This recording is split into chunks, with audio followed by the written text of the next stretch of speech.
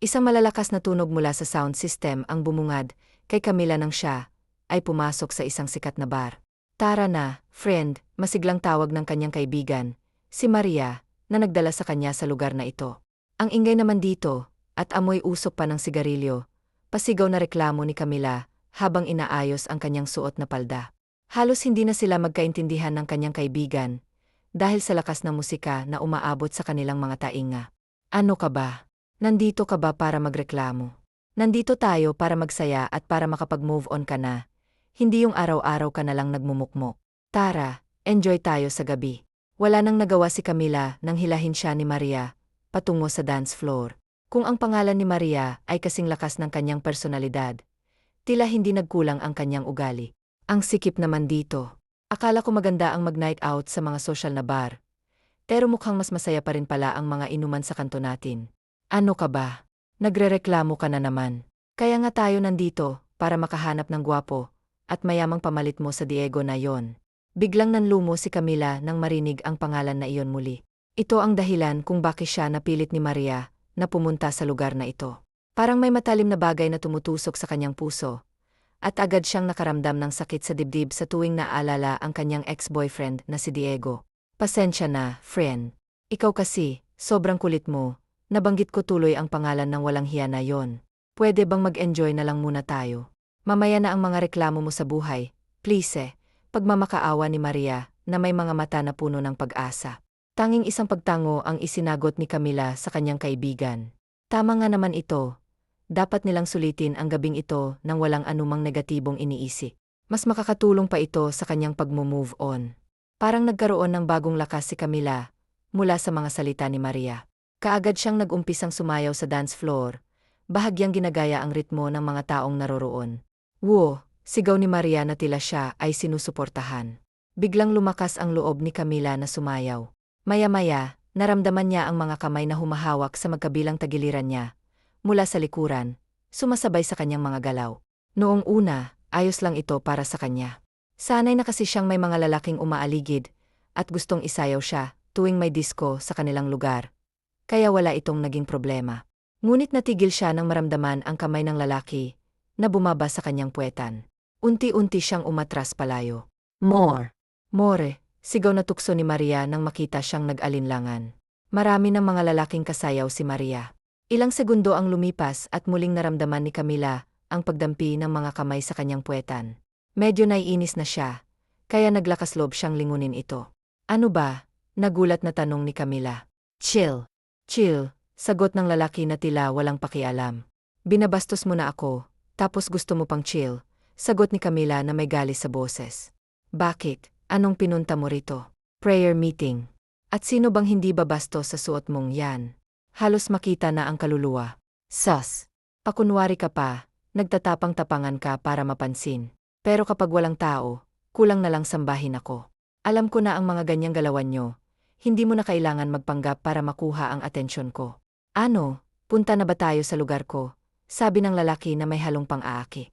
Isang malakas na sampal ang ibinigay ni Camila sa lalaki. Kapal naman ng mukha mo. Para malaman mo, hindi lahat ng babae ay patay na patay sa'yo. Mahiya ka naman. Sa kabutihang palad, maraming tao sa dance floor at abala ang bawat isa sa kanilang sariling mundo dahil sa lakas ng tugtog. Kaya walang nakakapansin sa kanilang alitan. Maging si Maria ay abala rin sa mga lalaking kasayaw nito. Agad na umalis si Camila sa dance floor. Nag-alala na baka magtalo pa sila. Mabuti na lang at hindi na nag-react pa ang lalaki. Napagdesisyonan niyang umupo sa counter table ng bar at nag-order ng beer. Talagang nawala na siya sa mood na sumayaw dahil sa manyak na yon. That was epic. Narinig ni Camila ang tinig ng katabi niya sa upuan. Akala niya ay iba ang kausap nito, kaya hindi na lang niya ito pinansin. Oo. Snobber pala si Miss, bulong nito sa sarili habang tumingin sa kanya. Ngumiti ito kaagad. Ako ba ang kausap mo? Tanong ni Camila, nagtaka. Do you see anyone here? Sagot nito na nagpatigil kay Camila sa kanyang pag-isip. I'm kidding. Ikaw ang kausap ko. Dude, talagang matapang ka. Minsan lang akong makatagpo ng babaeng tulad mo na marunong lumaban. Talaga? Anong klase ba ang madalas mong ma-encounter? Well, mga bitches. Mahinang sagot nito sabay tawa ng pek. Hulaan ko, naloko ka na niyang mga bitches na yan, no? Hindi ito sumagok at agad na tumungga sa hawak nitong bote ng beer. Bingo! So, anong kwento mo? Ano bang nangyari? Care to share? I mean, stronger naman ako eh. Mababa ang chance na magkita tayo ulit, at malamang makakalimutan ko rin agad kung ano mang sasabihin mo. Kaya go na, ikwento mo na yan nang may mapaglabasan ka na. Natigilan ang lalaki. Nagtaka sandali si Camila ngunit natawa na lang nang mapagtantong medyo green ang huling sinabi niya. Well, wala namang masyadong drama. Pinagpalit niya lang ako sa so-called best friend ko. Ouch! Ang sakit naman yan. Yeh, right. Hindi ko alam na may relasyon pala sila sa likod ko. Matagal na pala nila akong niloloko. Mabuti na lang at nahuli ko. Bakit? Ano? Bakit ka niloko? Mas gwapo ba sa'yo? Mas mayaman? Diretsahang tanong ni Camila, habang tinitingnan ang lalaki mula ulo hanggang paa. Gwapo ka naman at mukhang mayaman, kaya malamang mas pinili siya ng so-called best friend mo. Well, hindi naman sa pagmamayabang, pero ang laking lamang ko sa kanya. Mas gusto lang siya ng pamilya ng ex-girlfriend ko. Another ouch. Hindi pala boto sa'yo yung pamilya. Bakit? Sa tingin ko, siguro dahil mas close sila sa pamilya. Childhood friends sila, kung tutuusin. Dahil sa ex-best friend ko, nagkakilala kami ng ex-girlfriend ko. Aray, ang komplikado naman yan. Talagang komplikado. Ikaw, ano ang kwento mo? Pinagpalit din ako, ayon sa anak ng boss niya. Nakakatawa, di ba? Sinayang yung 5 taon namin. Anong? 5 taon? Ang tagal nun. Ilang taon na ba kayo? Well, matagal na kaming magkaibigan, pero officially, 2 taon na kaming magkarelasyon. Matagal-tagal na rin yon. Sa totoo lang, inagpalit niya nga ako sa anak ng boss niya. Masakit, syempre, pero iniisip ko na lang na magsisisi rin siya balang araw. Ang ganda-ganda ko kasi kumpara sa babaeng iyon. Talagang mahirap yan, pero gusto ko ang positibong pananaw mo. Lumipas ang 1 oras at hindi nila namamalayan na napahaba na pala ang kanilang kwentuhan. Iba't ibang bahagi ng kanilang buhay ang naikwento nila sa isa't isa. Uno ito ng tawanan, takutan, iyakan, at iba pang mga pangyayari mula sa kanilang nakaan. Parang ang lete na. Hindi ka pa ba uwi? Biglang tanong ng lalaki, na may pag-aalala, habang tinitingnan ang kanyang relo. Madaling araw na pala. Sandali, asan na ba yung kaibigan mo? Pwede ko kayong ihatid pa uwi. White, taano mo nalaman na may kasama ako? Ikaw ha, nagmamasid ka ba sa akin? Talaga namang nakakatawa ka. Mula nang una kitang makita kanina, nahuli mo na ang aking atensyon. Alam kong magkakasundo tayo agad, kaya nagpasya akong subaybayan ka. Wow, hindi ko alam na may CCTV pala na eksklusibo para sa akin. Pero, sa totoo lang, kanina mo pa pala ako nakita. Bakit hindi mo ako tinulungan sa manyak na yon?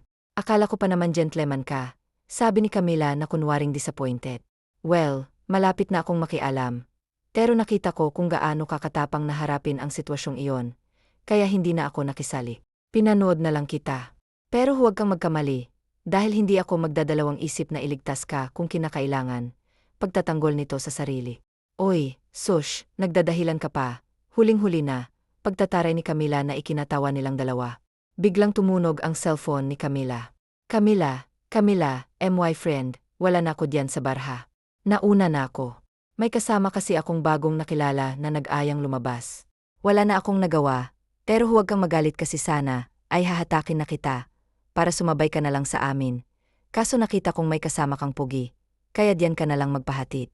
Siguradong may kotse naman yan, baka siya na ang forever mo. Go girl, ilaban mo na ang bandera natin, basa ni Camila sa text message na natanggap mula kay Maria. Kahit kailan talaga, loka-loka itong kaibigan ko. Oh, anong nangyari sa'yo? Okay ka lang ba? May problema ba? Wala, okay lang ako. Sinungaling, sabihin mo na. Hay, yung kaibigan ko kasing kasama ko, ay nauna na palang umalis. Iniwan ako dahil may kasama raw ako. Expected na yan. Ihahatid na lang kita. Ay naku, huwag na.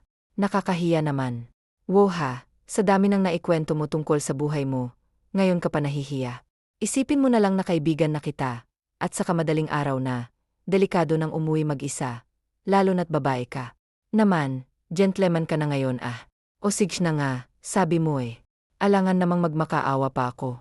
Libreng sakay na yun, oh. Matapos ang tawanan, napagpasyahan nilang umuwi na dahil sobrang lete na rin. Habang palabas ng bar, biglang naisip ni Camila. Teka, hindi mo pa pala nasasabi sa akin ang pangalan mo. Kanina pa tayong nag-uusap, pero hindi ka man lang nagpapakilala. Oh, magtatampo ka na naman. Hindi ka nga rin nagpapakilala sa akin eh. Camila, Camila Martinez, sagot nito nang may kaunting pag-aalinlangan. Pablo, tanong ni Camila, sabik na malaman ang kasunod. Napansin niyang tila, nag-atubiling magbigay ng buong pangalan ito. Diyos Pablo, walang kailangan sa buong pangalan ko. Siguro ito na ang una at huli nating pagkikita. Masaya akong makilala ka, sa totoo lang, nag-enjoy ako. Sabi nito na may matamis na ngiti. Ito ang unang pagkakataon nang umiti siya ng ganoon mula nang magkasama sila. Puro sarkastikong tawanan lamang ang kanilang naging usapan. Ang damot mo naman. O sige na, sabihin mo na ang apelido mo.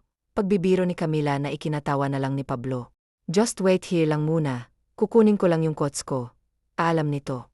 Ilang minuto ang lumipas at habang naghihintay kay Pablo, may ibang nakakuha ng atensyon ni Camila. Ito ang lalaki kanina, yung manyak na nambastos sa kanya. May kasama pa itong dalawang lalaki, na mukhang manyak din. Look who's here, sabi ng lalaking nambastos kay Camila kanina. Napairap na lang si Camila. Hay, asan na ba yung Pablo na yon? Mukhang mapapatrouble ako ngayon bulong niya sa sarili. Lumapit ang tatlong lalaki sa kanya, at agad siyang inakbayan na manyak kanina. Ano ba? Ikaw na naman. Hindi ka pa ba nadala sa nangyari kanina? Gusto mo na namang masampal ulit at nagsama ka pa talaga ng mga pipitsuging alepores. Really? Wow! Ang tapang I like it, sabi ng pinakamaliit sa kanilang tatlo. Miss, sa tingin mo ba kaya mo kami sagutin? Tanong ng pinakamatangkad sa kanila. Sabay ngiti na tila nanunukso. Hindi. Malamang babae ako, samantalang lalaki kayo at tatlo pa. Tanga ka ba para itanong yan? Aba, sira ulo Mukhang napikon ang matangkad na lalaki. Dahil muntik na siya nitong sunggaban, kung hindi lang napigilan ng manya. Chill pair. Alam mo, miss, kung ayaw mo ng gulo, sumama ka na lang sa amin. Let's have some fun, huwag ka nang pakipot, alam ko namang gusto mo rin Nakakadiring sabi nito, habang nagtatawanan ang kanyang mga kasama. Umalis na kayo kung ayaw nyo ng gulo, biglang sambit ng isang baritonong boses. Paglingon nila, si Pablo pala ito. Wow ho! May knight in shining armor ka pala. Maganda to. Matagal-tagal na rin akong hindi nakikipagbugbugan, pre. Kung ayaw mong masira ang mukha mo, umalis ka na lang at huwag ka nang makialam. Sunod-sunod na sabi ng tatlo. Kung ayaw nyo ring mas masira pa ang sira nyong mukha, kayo ang umalis, matapang na sagot ni Pablo. Tila ba walang bakas ng takot sa kanyang boses, kahit tatlo ang kanyang kahara. Aba, ang yabang nito, angal ng isang kupal at biglang sinugod si Pablo. Ganon din ang ginawa ng dalawa pang kasama nito. Bahagyang nakahiga ang tatlo sa parking lot ng bar. Bugbog na bugbog ang kanilang mga katawan mula sa mga suntok at sipa na ipinaranas ni Pablo sa kanila. Halos hindi na sila makagalaw dahil sa dami ng galos sa kanilang katawan at mukha, pati na rin sa sobrang sakit na kanilang nararamdaman. Tigil-tigilan nyo na ang pambubuska na ginagawa nyo kung ayaw nyong maulit pa. Mahinang sambit ni Pablo sa tatlo. Pagkatapos, nagtungo na siya kay Camila. What the hell? Ang galing mo naman. Boxer ka ba? Bakit hindi mo sinabi na ang galing mo palang makipagbasag ulo? Bungad na sabi ni Camila na labis na amazed sa kanyang nasaksihan. Hindi naman siya sinagot ni Pablo, at naglakad lamang ito ng diretso papasok sa kanyang kotse. Grabe, wow! Hindi pa rin ako makapaniwala sa nakita ko ngayon, sambit ni Camila habang pumapasok sa loob ng sasakyan. Nakakabilib ka talaga, Tablo. Sa buong biyahe, tuloy-tuloy ang kwento ni Camila tungkol sa kanyang paghanga sa ipinakitang fighting moves ni Pablo kanina. Labis siyang humanga sa ginawang pagliligtas nito sa kanya mula sa kapahamakan. Is this your place? Sa haba ng kanilang biyahe, ito lamang ang tanging tanong ni Pablo. Napansin ni Camila na nakarating na pala sila sa labas ng kanilang apartment. Salamat pati na rin sa ginawa mo kanina. Maraming salamat, seryosong sambit ng dalaga. Goodbye, Pablo. Huli niyang sinabi at lalabas na sana ng sasakyan, ngunit natigilan siya nang mapansin ang naging reaksyon ni Pablo. Okay ka lang. Sa halip na tumuloy sa pag-alis, pumasok uli siya ng sasakyan at tinignan ang kondisyon ng binata. Hoy, Pablo, ayos ka lang ba? Gayon ay nag-alala na si Camila, dahil hindi sumasagot si Pablo. Nakasandal lamang ang ulo nito sa manibela, habang nakapiki. Hoy, pinag-prioritize ko kasi nung pababa na ako ng sasakyan. Mukhang hindi na yata kinaya ang antok. Hindi ko alam kung anong gagawin, humihinga pa naman siya. Ipasok na lang kaya natin siya sa loob. Baka antok na antok lang talaga siya, at kailangan magpahinga. Naiyak na paliwanag niya sa kanyang kaibigan sa telepono. Ay naku, Camila, my friend, ano kasi, wala ako sa bahay, hindi ako makakawi ngayon. May importante lang kasi akong pinuntahan. Sorry, madamdaming sagot ng kaibigan. Bebe, come on. Rinig ni Camila sa kabilang linya. Oh, sige na, Bayena. Kaya mo na yan, friend. Kayo na munang bahala diyan sa bahay, ha? Kahit ano pang gawin nyo diyan, at talagang nakuha pa nitong mang-asar. Bago pa man siya makapagtanong kung sino yung kasama nito, binaba na siya ng kaibigan. Aray, ang bigat-bigat mo naman. Pagreklamo ni Camila, habang pasan-pasan sa kanyang likuran ang walang malay na si Pablo. Katatapos lang niyang mailabas ito mula sa sasakyan, na tumagal ng halos 1 oras, at ngayon ay binibigyan siya ng panibagong pagsubok kung paano ito maipasok sa loob ng kanyang apartment nang hindi sila nadadapa. Kung hindi mo lang ako niligtas kanina mula sa mga manyakis na yon, hahayaan talaga kitang matulog mag-isa sa kotse mo. Hay, nagkautang na loob patuloy ako sa'yo. Pagtataray na sambit ni Camila kay Pablo nang mailapag niya ito sa kama. Hingal na hingal siya, parang nag-workout ng 3 oras.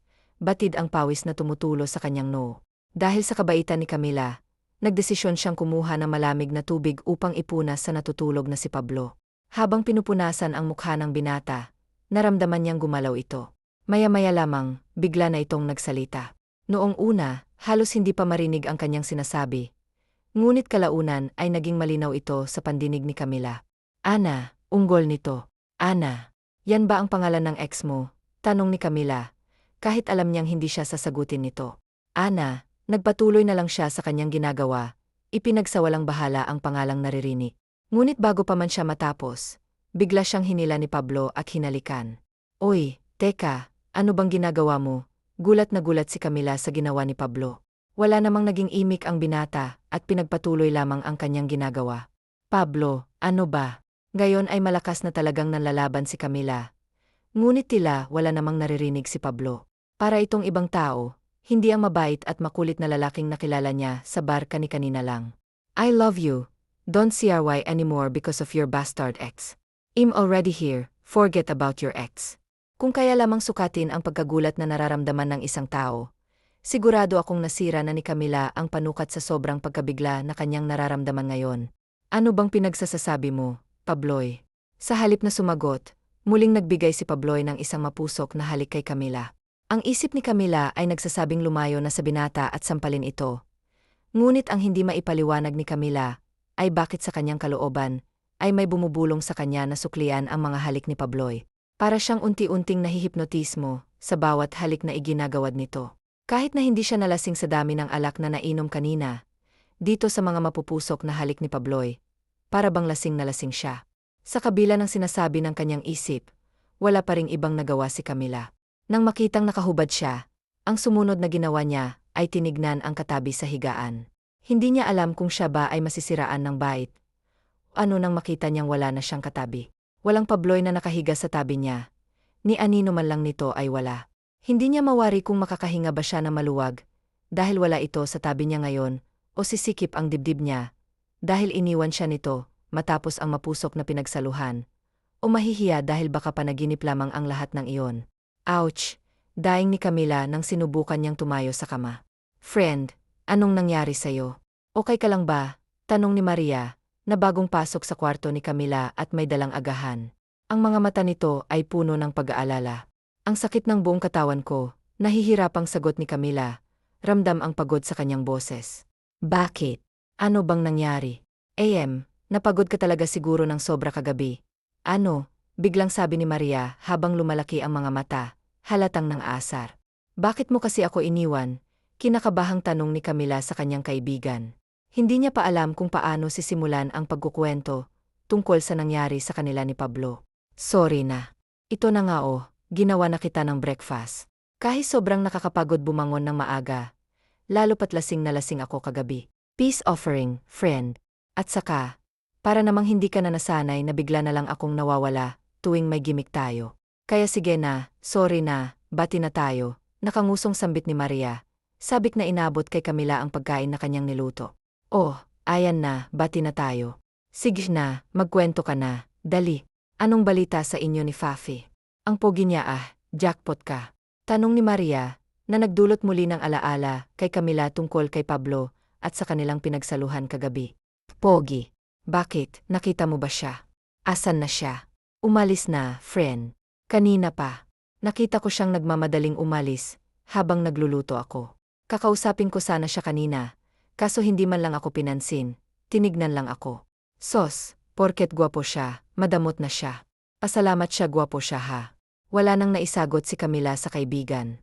Ayaw niyang magmukhang iniwan, at hindi rin niya alam kung ano ang tamang isasago. It's not like we're in a relationship, para magpaalam pa siya. We're just strangers who found comfort in each other in just a short period of time. Nothing less, nothing more, bulong niya sa sarili. Piniling ipagsawalang bahala si Pablo at ang lahat ng nangyari sa kanila. Lumipas ang mga buwan, at naging maayos ang takbo ng buhay ni Camila. Magdadalawang buwan na mula nang mangyari ang lahat. Bumalik siya sa kanyang normal na buhay na para bang hindi niya nakilala si Pablo. Kinalimutan niya ito na tila ba ito'y isang panaginip. Madali naman siyang nakapag-move on dahil isang gabi lang naman silang nagkakilala at hindi sila nagsama na matagal na panahon. Isang umaga, nagising si Camila na may pakiramdam na parang bumabaliktad ang kanyang sikmura. Pangatlong araw na ngayon na nakakaramdam siya ng ganito. Dali-dali siyang tumakbo patungo sa banyo at nagsuka. Noong una, akala niya ay dahil lamang sa mga kinakain niya, kaya siya nagkakaganito. Ngunit ngayon, mukhang may kutob na siya. Please huwag naman po sanang ganito. Hiling niya sa kanyang sarili matapos ang pagsusuka. Ano? Bungad na tanong ni Maria sa kanya nang makalabas siya ng banyo. Hindi alam ni Camila kung anong sasabihin. Isang malungkot na tingin lamang ang ipinukol niya sa kaibigan, at nakuha naman agad nito ang gusto niyang ipating. Shocks! Ano na to? Anong gagawin ko? Hindi ko kayang buhayin to, Maria. Sarili ko nga halos hindi ko kayang buhayin tapos ngayon ganito pa. Ano ba naman? Napaupo si Camila sa sahig habang umiyak. Kagagaling lang niya kasi sa paggamit ng pregnancy test, at nag-positive ito. May nabuo sa isang gabing pinagsaluhan nila ni Pabloy. Gagawan natin to ng paan. Okay, kumalma ka na lang muna. Huwag kang mag-isip na kung ano-anong negative. Hindi yan makakatulong. Nandito naman ako Hindi kita iwanan, pag-aalo sa kaibigan. Hindi ko to kayang buhayin, Maria, lalo na't wala naman kaming relasyon ng tatay nito. Isang gabi lang yon, isang gabing pagkakamali. Ipapalaglag ko. Malaki ka na, Camila.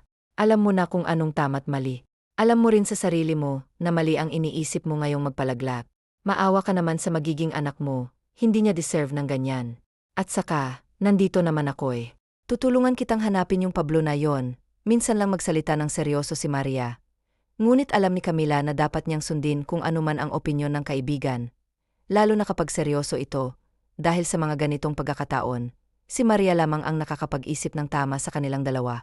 Na hindi ko nga alam ang apelido ng lalaking yon Paano ko siya hahanapin? Saka paano kung kinalimutan niya na pala ako? Paano kapag hindi niya na ako kilala? Paano kapag hindi siya naniwala na kanya to, Maria? Alam mong ayaw na ayaw kong pinaparamdam sa akin na ipagtabuyan ako. But you have no choice. Wala ka ng ibang choice kung hindi ang kainin ang pride mo para sa bata. At saka, may konsensya naman siguro yung lalaking yon. Kahit pa marami siyang what ifs, I'm pretty sure tatanggapin niya naman siguro kayo. After all, alam naman niya sa sarili niyang talagang may nangyari sa inyo. But if he decides to be an a-hole, then sira ulo siya. At tanggalan natin siya ng karapatan sa bata. Tutulungan kitang buhayin yan. Talagang malaki ang pasasalamat ni Camila na nakilala niya si Maria. Kahit paluko-luko ito most of the time ay talagang maasahan. Lalo na pagdating sa mga ganitong kaseryosong bagay. Wala na kasing mga magulang ang dalawa. Lumaki sila sa bahay ampunan at doon rin nagkakilala. Nang dumating sa wastong edad at wala pa ring may gustong umampon sa kanila, napagdesisyonan nilang umalis na lamang sa bahay ampunan at magkasamang makipagsapalaran sa buhay. And just like that, they ended up to where they are now. Ito na yata, sigaw ni Maria. Agad namang nabaling si Camila sa kapaligiran at bahagyang humingi ng tawad sa mga taong naroon. Nasa internet cafe sila ngayon at hinahanap sa social media si Pablo. Nagbabaka sakaling makita ang buong pangalan ng binata pati na rin ang identity nito. Ano ba, Maria? Magkatabi lang naman tayo, hindi mo kailangang sumigaw. Bulong ni Camila sa katabing si Maria, habang humihingi pa rin ng tawad sa mga taong naistorbo sa pagsigaw ng kaibigan. Ay, sorry, friend. Na-excite lang naman ako kasi tingnan mo. Mukhang nahanap ko na yung account niya. Nagagalak nitong sabi. Paano mo nasabing siya? Yan cartoon character naman ang profile picture tapos naka-private pa. Friend, hindi mo ba alam, ganyan ang uso ngayon? Halos lahat kaya ng mga poging nakilala ko, puro ganitong social media account. May mga pamisteyos, sagot nito. Pagkatapos ay nagtipa ng message para sa nasabing account. Mukhang hindi naman mahilig si Pablo sa cartoons. Baka batang may-ari niyan. Sagot ni Camila at itinuon na lang ang buong pansin sa sariling monitor. Well, mas mabuti pa ring nag-treat tayo. Halos mag-isang oras na silang nasa computer shop ngunit wala pa rin silang napapala. Kahit maliit na clue lang para mahanap si Pabloy. Gutom na ako, reklamo ni Maria. Maging ito ay ramdam niyang napapagod na rin. Kain na muna tayo. Aubos na rin naman yung oras eh. Mamaya na lang ulit natin ituloy, dagdag na komento ni Maria. Tinutukoy ang computer na nirentahan nila. I-exit na sana ni Camila ang tab nang bigla siyang matigilan. Wait! Sa pinakailalim kasi ng iniscroll niya, ay may profile picture siyang nakita na parang pamilyar. Pablo Bautista, pagbasa ni Maria sa pangalan. Picture ito ng isang lalaki na nakatalikod mula sa kamera, ngunit makikita pa rin ng konti ang mukha nito, dahil naka-side view ito sa sinasabing picture. Ang background nito ay nagagandahang city lights. Shocks! Siya yun, hindi ba? Hindi ko na masyadong matandaan ang mukha niya. Pero for sure na siya yan. Kinakabahang sambit ni Maria at inagaw ang mouse ng computer kay Camila at siya na ang nag-stalk dito. Si Camila naman ay nakatulala lang. Mababakas ang pagkagulat at kaba sa mukha nito. Hindi na masyadong active ang nasabing social media account. Ang last post nito ay last year pa.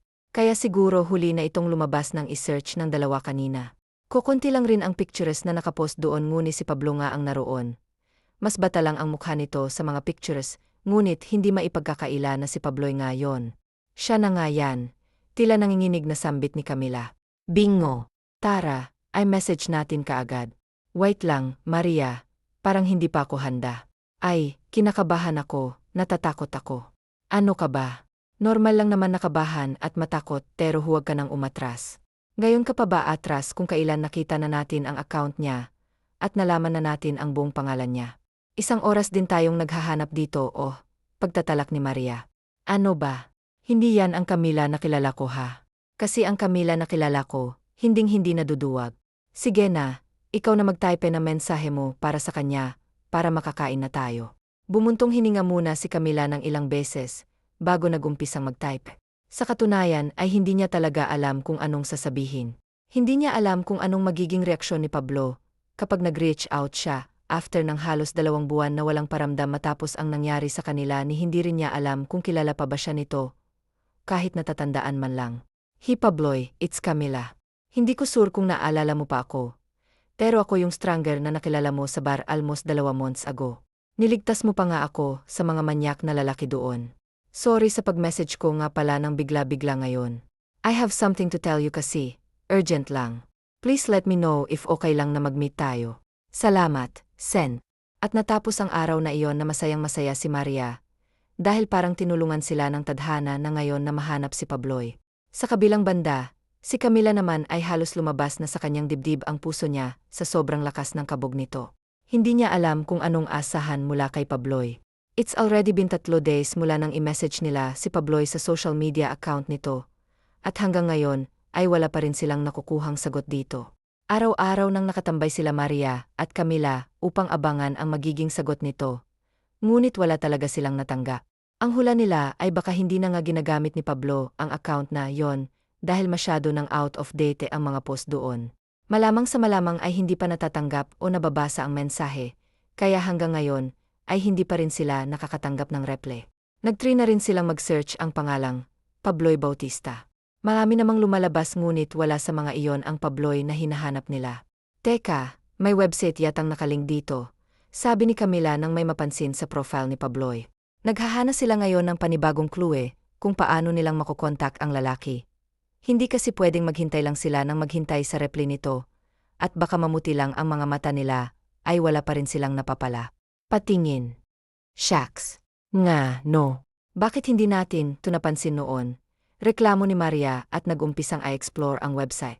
AB Holdings, Sabay na banggit ng dalawa sa logo na nasa pinakaunahan ng website. Baka dito siya nagtatrabaho. Ayun may company address, pwede natin siyang puntahan bukas na bukas din. Kailangan muna nating mamili ngayon ng mga formal na damit kasi mukhang mga professional talaga ang mga nagtatrabaho dito. Suggestion ni Maria. Nakakahiya naman kung pumunta tayo dito ng ganitong itsura, dugtong nito. At saka tinignan ang sarili. Mula sa labas ay manghang-manghang nakatingala sila Camila at Maria sa isang malaking building sa harap nila. Nandito sila ngayon sa address na nakalagay sa website. At itong malaking gusali ang bumungad sa kanila. Hindi mo naman sinabing sobrang big time, pala niyang naka one night stand mo. Napakatalino siguro niyan para makapagtrabaho sa ganitong lugar. Siko ni Maria kay Camila habang amazed na amazed pa rin sa nakikitang malaking building sa harap. Nang makapasok ay mas lalo silang namangha sa ganda ng interior sa loob. Sa halip na opisina ay nagmukhang 5-star hotel ang loob ng building na ito. Talagang pang-professional nga ito. Excuse me, pwede bang magtanong? Meron bang nagtatrabaho dito na ang pangalan ay Pablo Bautista? Bungad ni Maria sa babaeng receptionist sa lobby ng building. Tinaasan lamang sila nito ng isang kilay, pagkatapos ay tinignan mula ulo hanggang paa. Anong kailangan nyo? Medyo mataray ang pagkakasabi nito. Maganda ang receptionist at mukhang kaedad lang nila. Napaka-sexy rin nito, lalo na sa suot nitong akalain mong pang-club at hindi pang-opisina. Pwede ba namin siyang makausap? Itong kaibigan ko, may importante lang kaming gustong sabihin. Can you tell me your friend's name? Mataray pa rin ang sambit nito, habang tinitingnan si Camila na para bang hinuhusgahan siya. Tahimik lang kasi siya na nasa likuran ni Maria. Camila Martinez, si Camila na ang sumagot. Agad namang nagtipa ng kung ano ang babae sa computer sa harap nito. Walang Camila Martinez na nakalagay sa schedule ni Sir Pablo ngayon. Kailan ba ang schedule ng appointment nyo? Kailangan palang magpa-schedule ng appointment. Pasensya na, biglaan lang kasi ito, at hindi naman namin alam na kailangan pa palang magpa-schedule. What? Gulat na sambit nito sa narinig. Who do you think you are para bigla-bigla nilang susugod dito, without even scheduling an appointment? Alam mo bang kahit kaming mga matatagal na empleyado na rito pahirapan bang makita o ma-encounter siya sa isang linggo? At saka, imposible naman na may business matter si Sir sa mga katulad nyo, sabi nito at nanghuhusga. Tinignan uli sila mula ulo hanggang paa. Ikaw, alam mo kanina pa, nanggigigil na ako sayo. Mabait kaming nakikipag-usap sayo tapos ganyan kang sumago. Ano bang klaseng customer service ba ang meron kayo rito? Naiinis na sambit ni Maria. Medyo nawawalan na siya ng pasensya sa receptionist na ito. Well, you're not a customer. Nandito lang kayo para makipagkita sa boss namin. As if namang papayag yun na makipagkita sa inyo. Hindi nga basta-bastang lumalabas. Yun ang opisina niya. Boss, pagbanggit ni Camila. Yes, boss. Sino ba sa tingin mong may-ari nitong AB Holdings? From the name itself, AB, Pablo Bautista. Sagot nito na nagpatahimik sa mundo nila Camila at Maria. Alam nyo, ginugulo nyo lang yung trabaho ko. Pwede bang umalis na kayo kung ano man ang pakay nyo kay Sir? Tigilan nyo na dahil wala rin kayo mapapala. Pagtataboy sa kanila ng receptionist. Kung nasa tamang pag-iisip lang siya ngayon, ay malamang pinatulan na ito ni Maria ngunit hindi. Nakatulala lang si Maria at Camila ngayon. Hindi pa nila lubos na naproseseso sa kanilang mga isipan ang narinig na sinabi ng babaeng receptionist. Iniisip na nila na big time si Pabloy dahil nagtatrabaho ito sa ganito, kalaking kumpanya, ngunit hindi man lang sumagi sa kanilang mga isip na ito pala ang may-ari ng kumpanya. Umalis na muna tayo, mahinang sambit ni Camila at hinila ng kaibigan upang makaalis na. Ngunit ilang hakbang pa lamang na nagagawa, ay may nabangga na silang isang babaeng matanda na sa ayos nito, ay isipin mo talagang napaka-professional nito. Nahulog ang mga files na dala nito. Pasensya na po. Sorry po talaga. Paulit-ulit na paghingi ng tawad na sambit ng dalawa. Nagpapanik na tinulungan nila ang matanda sa pagpulot ng mga nahulog nito. Oh my goodness. Hindi ba talaga pwedeng umalis na lang kayo rito nang walang ginagawang gulo? Lumapit ang receptionist sa kanila. Let me help you, ma'am. Tugon nito sa matanda. Biglang bumait ang tono nito, kaya naman mas lalo silang kinabahan sa magiging reaksyon na matandang nabangga. Mukhang isa ito sa mga may matataas na posisyon, dahil mukhang respetado ito rito. I'm fine, no need to worry. Thank you for helping me, young ladies. But what's the problem, Daniela? Bakit mo sila pinapaalis? Tanong nito sa receptionist na mukhang Danica pala ang pangalan. Kasi ma'am, pumunta sila rito at hinahanap si Sir Pabloy. Pero wala naman silang appointment, kaya pinaalis ko na lang po kasi naman po, mapapagalitan ako ni Sir. I see. Ano bang sadya ninyo kay Sir Pabloy? I'm the secretary of his father by the way at ngayon na magre-retire, na ito ay kay Sir Pabloy ako magtatrabaho, kaya it's okay to tell me. Pwedeng ako na magsabi sa kanya ng sadya ninyo. Nagkatinginan si Maria at Camila. Hindi nila alam kung ano bang mas tamang gawin o sabihin. Hindi naman pwedeng ipangalandakan nila na naka one night ng Sir Pablo nila si Camila at ngayon ay nabuntis na ito. Ano po kasi, kaibigan po ako ni Pablo. Nag-meet po kami sa isang bar almost 2 months ago. Doon po kami nagkakilala at naging magkaibigan. Wala na po kaming communication, but may biglang emergency po kasi na nangyari. And medyo kailangan po ng tulong niya, kaya po ako nandito ngayon. Gusto ko po sana siyang makausap.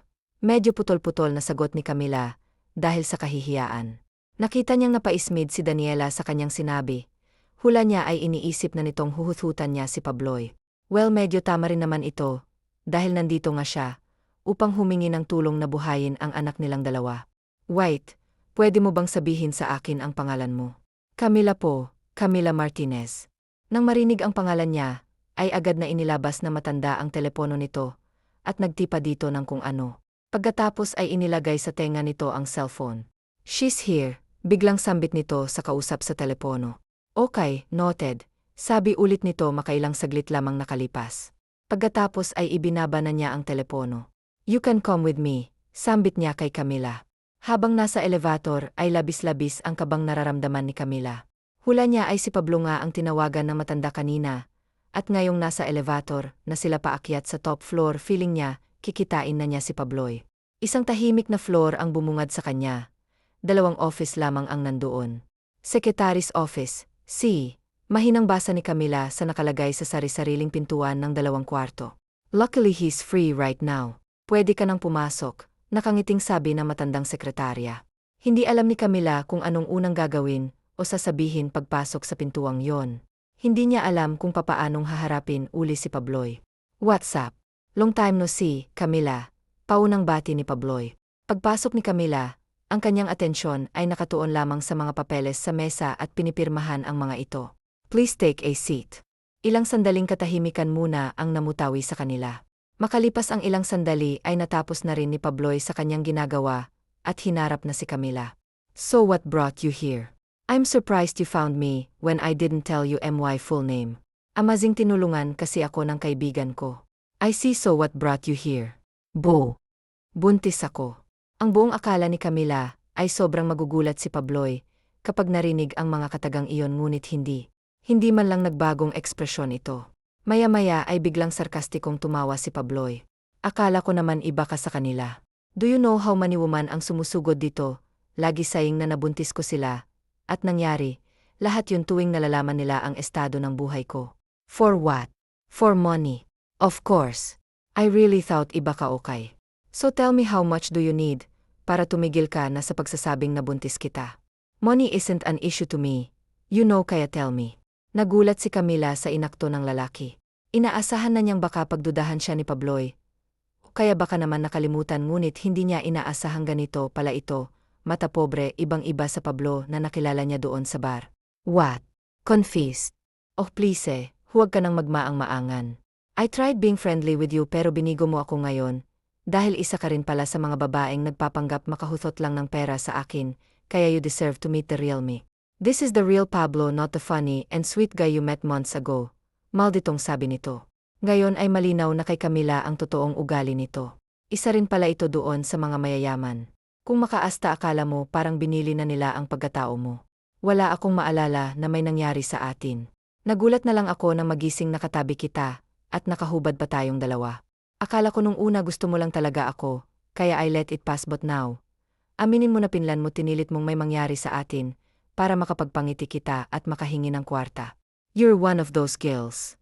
Kahit nanlalabo ang mga mata, dahil sa mga namumuong luha, ay hindi nagdalawang isip si Camila na sumugod kay Pabloy upang sampalin ito. Mahirap lang ako pero kahit kailan hindi ko inisip na magpanggap ng buntis para lang pagkapira-piraso. Katunayan ayoko nga nito Gustong-gusto ko pang ang ipalaglag kasi hindi ko pa kayang maging isang ina, pero kahit na ganon anak ko pa rin to, dugo at laman kong nandito. Hindi na napigilan ni Camila na sumigaw, dahil sa emosyong nararamdaman ngayon. Lumapit lang naman ako sa'yo, para ipaalam na may responsibilidad kang naiwan sa akin. Pero kung ayaw mo di wag kakayanin kong buhayin, mag-isa. Thanks for proving me how jerk you are. Alis na sana si Camila ngunit natigilan siya nang may maalala. Agad niyang sinampal uli si Pabloy sa kabilang pisngi nito. Para yan sa mga masasakit na sinabi mo sa akin na puro naman kamalian. Para ipaalala ko sa'yo, ikaw ang namilit sa akin ng gabing yon. Kasalanan ko't nagpadala pa ako sa siraulong katulad mo, kahit puro ami-ami ng ami. Sigaw ulit ni Camila, bago tumalikod ay nakitaan niya ng pagkagulat sa mukha si Pabloy. Agad naman siyang hinila ng lalaki, pabalik sa pwesto nito kanina. Anong sabi mo? Wala na akong dapat sabihin pa sa'yo. Aalis na ako. Salamat sa pagpapaalala sa akin, na hindi dapat ako pumunta rito, at humingi ng tulong sa walang kwentang kagaya mo. Ulitin mo sinabi mo, ikinagulat ni Camila ang biglang pagsigaw ni Pabloy. Anong Ana? That's MYX-NAM ang naalala ko, nung gabing yon ay si Ana ang kasama ko sa kwarto. Hindi alam ni Camila kung anong dapat niyang maramdaman sa narinig. Hindi siya pwedeng masaktan sa isiping pinagkamalan siyang ex nito. Kaya may nangyari sa kanila ngunit, parang may naramdaman siyang kirot sa puso niya, hindi para sa kanya, kung hindi para sa anak niya. Goodness, I'm sorry. Naguluhan si Camila nang biglang nagbago ang pakikitungo ni Pablo sa kanya. Para bang may bigla itong naalala. When me and Ana broke up, ang pag-inom lang ang tanging naging sandalan ko, hanggang sa umabot na naabus ko na ang alcohol, and that's when I started having hallucinations every time I'm drunk, at lahat ng nangyayari, tuwing lasing ako, nakakalimutan ko na. Yung hallucinations ko lang ang naaalala ko. Maybe that's why si Ana ang naalala ko, nung gabing yon at hindi ikaw. I'm sorry. Lumabas si Camila sa AB Holdings building ng medyo, naguguluhan pa. Mixed emotions ang kanyang nararamdaman. Kung kani-kanina na lamang ay grabe ang pagtatalo nila ni Pablo ngayon, ay ihahatid na siya ng isa sa mga driver nito, pauwi upang kunin ang mga gamit niya. Ano ba kasing nangyari? Bakit medyo namumugto ang mga mata mo, friend? Bulong ng kaibigan niyang si Maria. Of course sasama rin si Maria sa kanya. Hindi niya naman pwedeng iwan lang itong mag-isa sa apartment nila, saka kailangan niya rin ng sobra ang tulong ng kaibigan ngayon. Nabuntis siya nagkasundo na kasi sila ni Pabloy. Pumayag ito na panagutan ng bata. Kahit pa ang nangyari nung gabing yun, ay isang malaking pagkakamali lamang na hindi dapat pang nangyari. Gustuhin man ni Camila na huwag kainin ang kanyang pride, ngunit kailangan. Dahil alam niya sa sarili niyang hindi niya talaga kayang buhayin ang mag-isang anak. Kahit padalawa sila ni Maria na kumayod, para sa bata, ay hindi pa rin masisigurado na magkakaroon nga ito ng magandang buhay. She just wants the best for her child. Nagkaroon lang kami ng maliit na pagtatalo. Maliit. Ganyang nabaga ang mga mata mo tapos sasabihin mong maliit. Just please tell me the truth, Camila. Ano hindi niya tinanggap yung bata nung una? No. Hindi siya naniniwala. Tanging malalim na buntong hininga lamang na isagot ni Camila. Siya ulo pala siya. Alam mo bumaba na lang tayo rito kung ayaw niyang panagutan Eddie. Huwag kakayanan naman nating buhayin yang anak mo na tayo lang. Hindi natin kailangang magmakaawa sa ibang tao. Ayos na. Hindi siya naniwala nung una, pero nag-aayos na kami na pagkasunduan na namin, at saka aminado naman siyang nasa kanya nga yung problema Nagkakahalusinasyon siya tuwing nalalasing. Ikinuwento ni Camila kay Maria ang lahat-lahat ng nangyari kanina sa loob ng opisina ni Pabloy. Well, mabutit na realize niya yung mali niya. Pero hindi pa rin okay sa akin yung ginawa niya ha. How dare him na sabihan ka namang masasakit ng salita. Kung may maayos na trabaho lang tayo, hindi na natin kailangan ang tulong niya. At sa kabuti at mabait tayo, kasi naisipan nating in-inform siya, na may anak pala siya kesa naman magulat na lang siya in the future, na may batang magpapakilala sa kanyang anak niya. Dapat nga magpasalamat pa siya sa atin, kasi hindi natin pinagkait yung bata sa kanya. Buong biyahe ay talak lang ng talak si Maria, dahil sa ginawa at mga sinabi ni Pablo kay Camila. Bait Camila niyo na kahit ganyan ang inaakto ngayon ni Maria deep inside, ay alam niyang nakahinga ito ng maluwag, dahil tinanggap ni Pablo ang bata masyadong sensitive, kasi para sa kaibigan ng topic na tungkol sa pamilya, kasi lumaki sila na walang pamilya kaya of course ayaw pumayag ni Maria, na pati pamangkin niya, ay mararanasan na rin magkaroon ng pamilyang hindi buo. Maging si Camila ganun din naman ang minse. Woo holy shocks, namamanghang banggit ni Maria. Nasa labas pa lamang sila ngayon ng bahay, or should I say manson ni Pabloy. Kitang-kita na kung gaano kaganda at kalawak ang pamamahay nito. Nanlalaki pareho ang mga mata na mag-ibigan hanep ang yaman pala talaga ng Pablo na yon. Di ko inakalang sa mansyon niya, pala tayo patitirahin. Nang makapasok na sa loob ay mas lalo pa silang namangha, dahil kung maganda na sa labas ay mas maganda sa loob. Galing sa gaylalakbay muna ng halos kalahating metro, bago makapunta sa mismong mansyon. Sa gilid naman ng mansyon ay makikita ang garden na sobrang linis, at napupuno ng nagagandahang mga bulaklak. At puno mukhang garden pa ang ay mamahalin na lalo pat mukhang inaalagaan talaga ito. Nang makarating sa dulo, ay may salubong silang isang malaking fountain. Kaharap ng fountain na ito ang isang eleganteng hagdanan paakyat sa mainor na mansyon. Breathtaking, bulong ni Camila sa sarili. Maging siya ay hindi rin maitago ang pagkaangangha ng nararamdaman. Tinulungan sila ng driver na makababa pati na rin sa kanilang mga gamit na dala nang makapasok sa maindoor, ay bumungad sa kanila ang napakaraming maids. Nakalinya ang mga ito at nakangiting binabati sila. Good afternoon, ma'am. Ako po si Nadia. Ako ang head maid dito. Paunang bati ng pinakamatandang maid sa kanila. Sino po sa inyo si Ma'am Camila? Inapaakyat ho kayo ni Sir Pablo sa office niya dito sa mansyon, sumunod na lang ho kayo sa akin. Welcome, bati ni Pabloy na makapasok si Camila sa office niya. Hindi alam ni Camila kung anong isasagot o gagawin. Sana iturin niyo na ito na bago niyong tahanan. Please feel at home, sabi nito pagkatapos ay matipid na ngumitian. Please don't hesitate to tell me also everything you need for our child. Clothes, foods, cravings, anything. Mas lalong ikinagulat ni Camila ang reaksyon nito ngayon. Parang bumalik na yung dating Andre na nakilala niya sa bar. Maya-maya ay lumapit si Andre kay Camila at lumuhod. Baby, it's daddy. Can you hear me? Pagkausap nito sa siya ni Camila, na maliit pa lamang hindi mo mahahalatang may laman nito. Please huwag mong papahirapan ang mommy mo ha. Be a good son or daughter to us. Kasunod na sinabi at hinalikan ng tiyan ni Camila.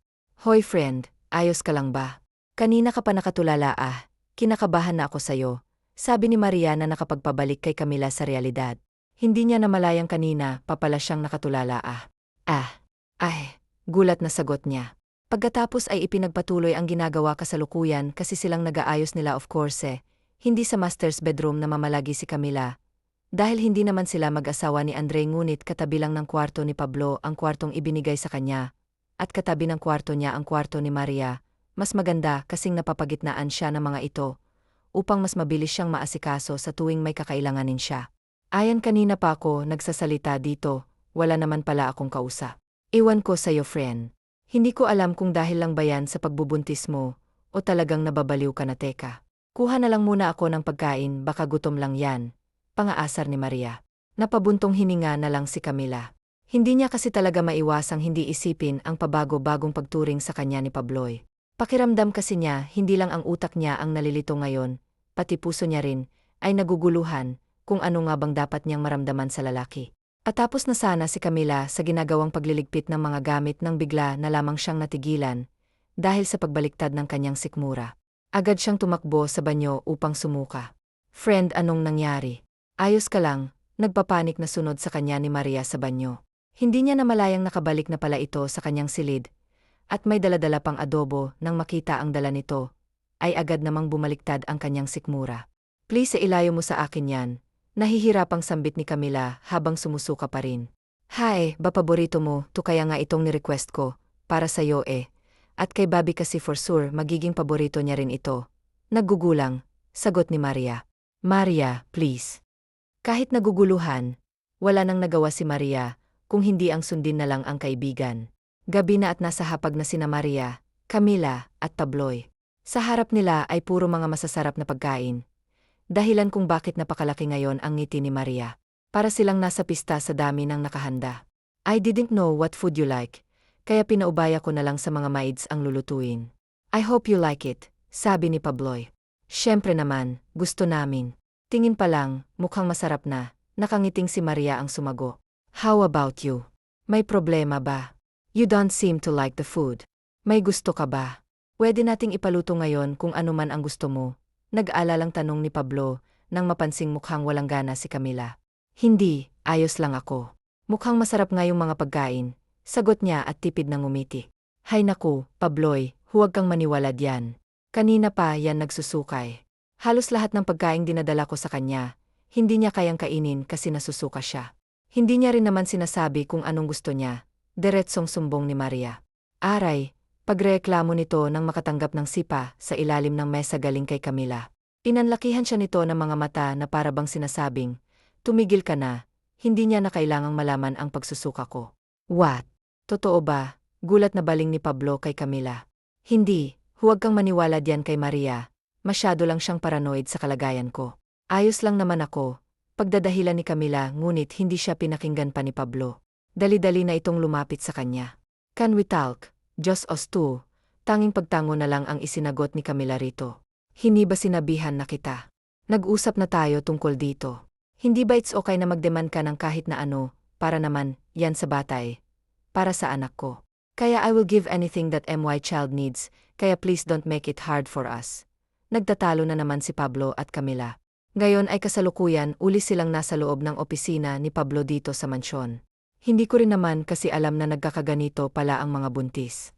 Ayoko lang maging pabigat sa inyo, kaya kayang-kaya kong tiising kainin. Lahat, kahit pa hindi gusto ng sikmura ko. Hindi naman ako mapili sa pagkain nung hindi pa ako buntis. Kaya imsur kayang-kaya ko namang lunukin yung mga pagkain na inihahanda dito. Kahit na iba pa rin ang kalagayan mo ngayon sa kalagayan mo noon, kailangan nating maging mas sensitive lalo't buntis ka. We need to be extra careful kung anong gusto mong gawin o kainin. Yan ang masusunod. Why are you suddenly doing this? Biglang tanong ni Camila na ikinakunot naman ng noo ni Pabloy. Hindi niya matukoy kung ano bang ibig sabihin ng babae. What? Doing what this? Bakit kanina lang halos ipagtabuyan mo na pati ang anino ko? Naramdaman kong para akong may isang nakakahawang sakit na pinapalayas mo. Then suddenly you're here. Super worried just because I'm not eating. Hindi rin kita megets eh. Sa totoo lang, hindi ko alam kung ano bang tamang iakto tuwing nandyan ka. Naguguluhan ako sa'yo, sa mga pinapakita mo.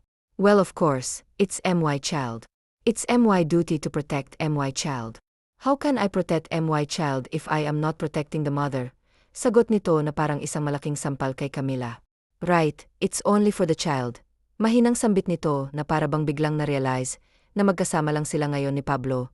Hindi dahil sa nagmamahalan sila, kung hindi dahil lang may responsibilidad ito sa kanya. Huwag kang mag-alala, hindi ko na to ulitin. Kung may kailangan man ang anak ko, magsasabi ako. Lahat-lahat sasabihin ko. Pasensya na sa abala, sunod na sinabi niya. Hindi na niya hinintay pa kung anong isasagot ni Pabloy, at dere-deretso, nang lumabas sa opisina nito. Ang tanga ko, ang tanga pangako, ang tanga ko para kalimutan kung para saan lang ang lahat ng mga pinapakita niya. Ang tanga ko para hayaan ang sarili kong ma-attach sa kanya. Malinaw na naman sa akin, una pa lang pero, bakit parang ang sakit sa dibdib? Bakit ang sakit malaman at marinig mismo sa bibig niya na nag-aalala lang siya sa akin, dahil nag-aalala siya sa bata? Hindi dahil may nararamdaman siya sa akin tulad ng unti-unti ko nang nararamdaman para sa kanya. Ito ang bulong ni Camila sa sarili, habang malungkot na binabaybay ang daan palabas ng opisina ni Pabloy pabalik sa kanyang silid. Hindi na mabilang ni Camila kung pang ilang balik na niya ito sa labas ng pintuan ng kwarto ni Pabloy. Kanina pa siyang naglalakad ng pabalik-balik, nagdadalawang isip kung itutuloy ba ang pagkatok. Mag-aalas 10 oras na ng gabi ngunit hindi pa siya inaantok. Nakapag-half bath na rin siya. Lahat-lahat ng ngunit hindi pa rin siya dinadalaw ng antok. Tulog na rin halos lahat ng kasama niya rito sa mansyon. Lalong-lalo na si Maria. Hindi makatulog si Camila dahil nagugutom siya. Nangangati ang kanyang lalamunan dahil may gusto siyang kainin. Kaya nandito siya ngayon sa tapat ng kwarto ni Pabloy at nagdadalawang isip kung tutuloy ba o huwag na lang dahil gabi na at baka maabala pa ito o baka tulog na ito. Kahit kasi ipinaliwanag na ng maayos ng lalaki na ayos lang naman na mag-demand siya, ay hindi niya pa rin maiwasang mahiya. Naisip niya na tiisin na lang ang cravings ngunit naalala niyang nangako na pala siya kay Pablo na magsasabi na siya sa mga bagay o pagkain na gusto niya. Nang sa wakas ay nagkaroon na ng tamang lakas ang loob. Huminga muna ng malalim si Camila, bago kumatok ngunit bago pa man dumapo ang kamay niya sa pintuan, ay bigla na itong bumukas at iniluwa ang gulat na si Pabloy. What the, Camila? What are you doing here? May kailangan ka ba? Tell me. Wala, napadaan lang ako. Nagmamadaling sagot nito at tatalikod na sana, upang bumalik sa silid nito, ngunit natigilan nang bigla siyang hawakan ni Pablo sa braso. You're a bad liar. Kung talagang napadaan ka lang saan ka naman pupunta? Dulo na tong kwarto ko. Tell me, ano bang gusto mo? Do you have cravings? Malambing na sabi nito. Please, huwag ka nang magpapapilit. Sandaling napatulala si Camila kay Pabloy. Gulat na gulat sa lambing na ipinapakita nito. Naramdaman naman niyang biglang bumilis ang tibok ng kanyang puso, at parang kinikiliti ang kanyang damdamin. Bananas with ketchup, mula sa sariling banggit ni Camila. Nakatulala pa rin siya kay Pabloy. What? Gusto ko ng saging na may ketchup. Saging at ano? Ketchup. Bakit ketchup? Nawiwerduhan tanong nito, but Camila just shrugged. Hindi ba sasakit ang tiyan mo diyan? Tanong ni Pabloy, habang nakakunot ang noong nakatingin sa takam na kumakain si Camila.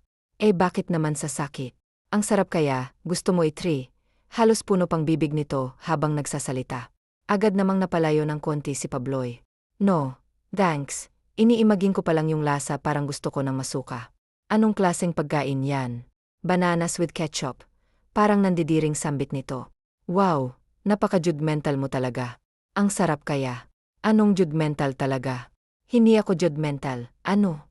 Kahit itanong mo pa sa lahat ng kasama natin dito sa bahay. So hinusgahan mo na nga agad ako doon sa opisina mo eh. Mahinang bulong ni Camila na narinig pala ni Pabloy. Narinig ko yun ha. But I'm sorry kung ano man ang nasabi ko nung panahong iyon. I'm really sorry. Wala ako sa tamang pag-iisip nung mga oras na yon. Ayos lang. Ano ka ba, nagbibiro lang naman ako. Siyempre naiintindihan ko naman yung nararamdaman mo. Wala na sa akin yon. Naka-move on na ako. And just be hearing that. Pablo suddenly genuinely. Hoy, huwag kang ngumingiti ng ganyan. Ito naman, masyadong pa-fall. Bakit? Nahuhulog ka na ba? Biglang diretsong tanong nito, dahilan kung bakit nabilaukan si Camila. Here, water. Dahan-dahan lang kasi sa pagkain. Dami-dami pa ng binili ko oh. Wala kang kaagaw diyan. Sa'yo lahat yan. Nag-aala lang sabi nito. Anyway, pwede ba akong magtanong? Pag-iba ni Camila sa topic. Nagtanong ka na, pilosopong sagot nito sabay ngumiti. Napansin ko lang naman na maliban sa mga maids. Wala ka ng ibang kasama rito. Asan ang family mo? Hindi sila dito nakatira. When my parents retired, sa ibang bansa nila gustong manirahan for good, and I don't have any siblings kaya naiwan na akong mag-isa rito. I see. Alam ba nila ang tungkol sa akin at sa bata? Kinakabahang tanong niya. Umiling lamang si Pabloy, dahilan kung bakit siya biglang nalungkot. Nga naman, bakit naman niya sasabihin sa parents niya? Pwede niya sigurong sabihin kapag nakapanganak na ako.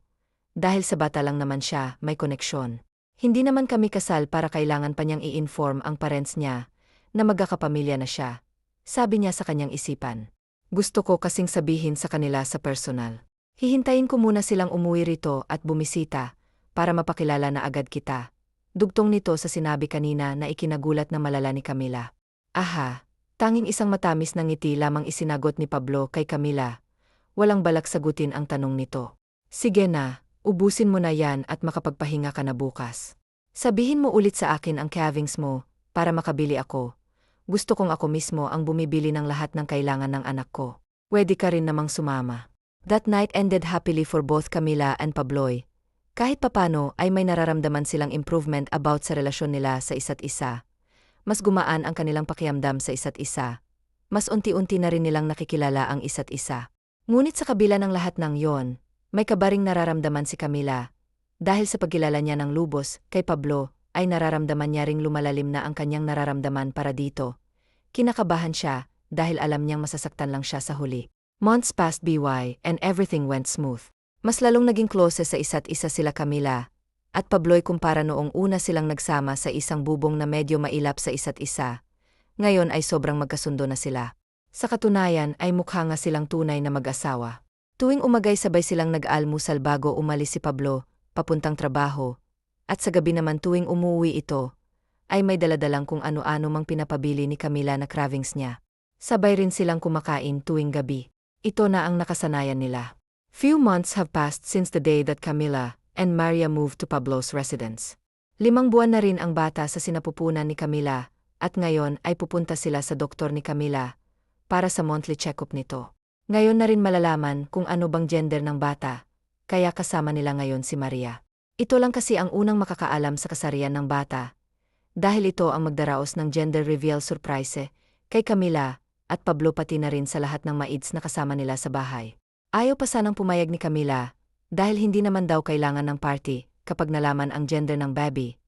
But of course Pablo insisted. Kinampihan rin ito ni Maria for the first time, kaya wala na siyang nagawa. 1, 2, 3, pagbilang ng mga tao sa mansyon. Kasabay nito ang wow. Yehey!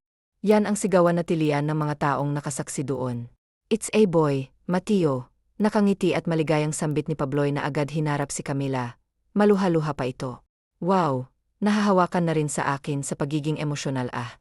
Gaya-gaya naman to, pabirong pagtataray niya kay Pablo, habang pinapahid rin ang sariling mga luha.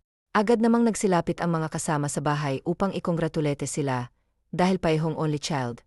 Wala silang ibang bisita na naroroon, dahil wala namang ibang kamag-anak si Pabloy pati na rin si Camila. Tanging si Maria lamang at ang mga maids pati na rin ang drivers at ang gardeners ang naroroon. Congratulations friend!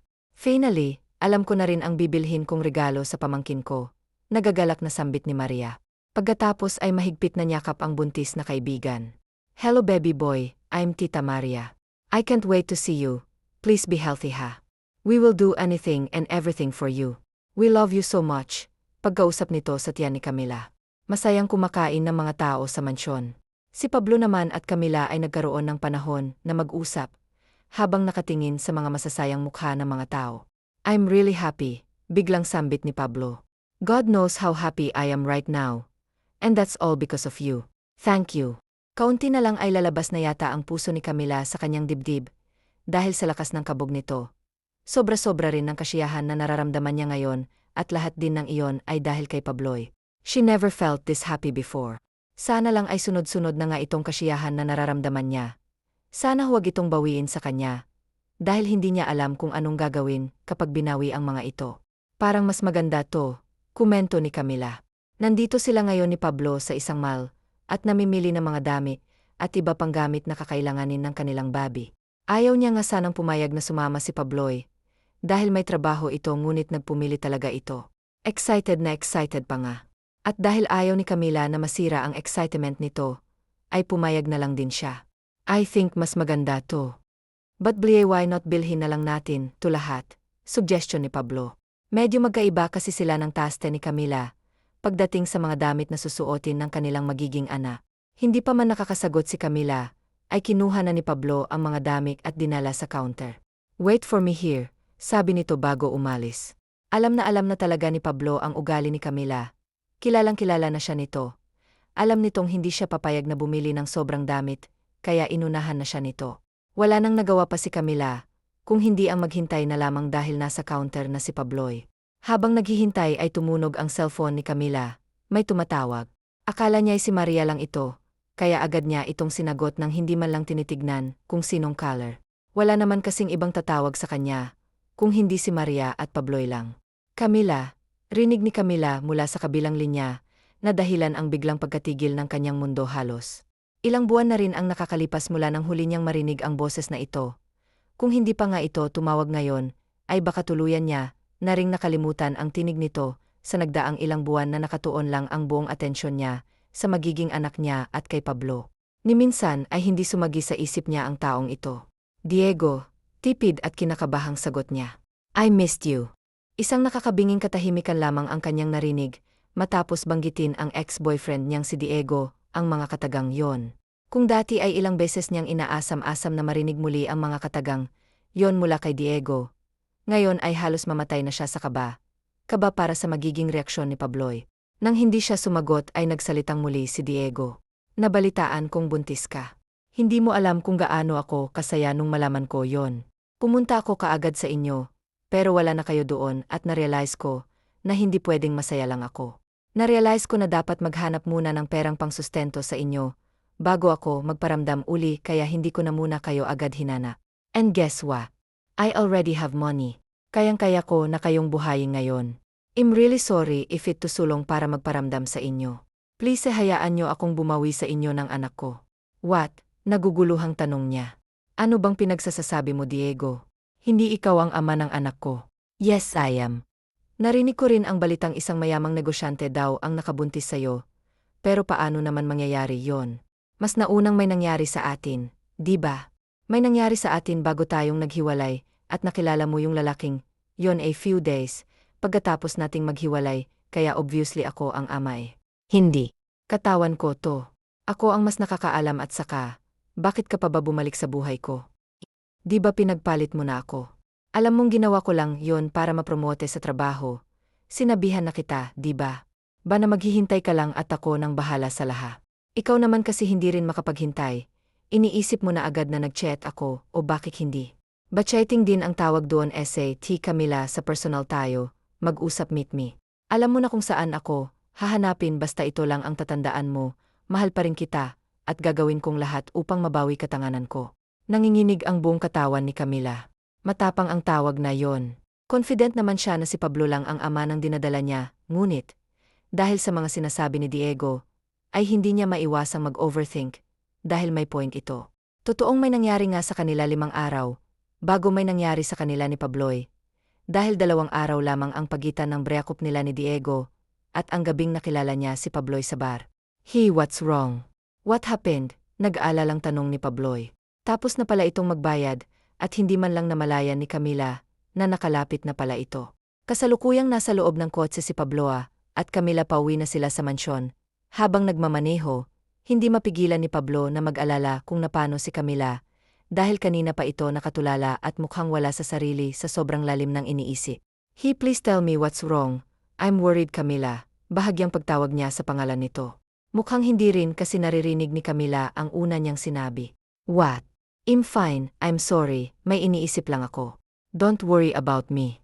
Ayos lang ako. Hindi satisfied si Pablo sa naging sagot nito, kaya naman itinabi niya muna ang sasakyan upang kausapin to.